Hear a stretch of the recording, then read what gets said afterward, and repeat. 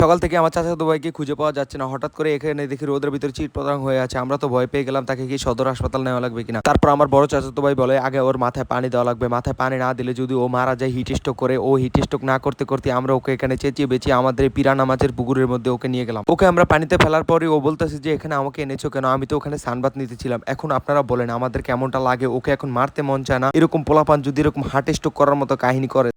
তারপর আমি চিন্তা করতেছি এই ঠাডা মরা গরমের মধ্যে এখন আমি ওর সাথে গোসল করবো। আমরা দুজনেই গোসল করতেছিলাম, তারপরে আমাদের মধ্যে হঠাৎ করে একটি রাজপাড়ার আগমন হলো। कैसा लगा मेरा मजाक।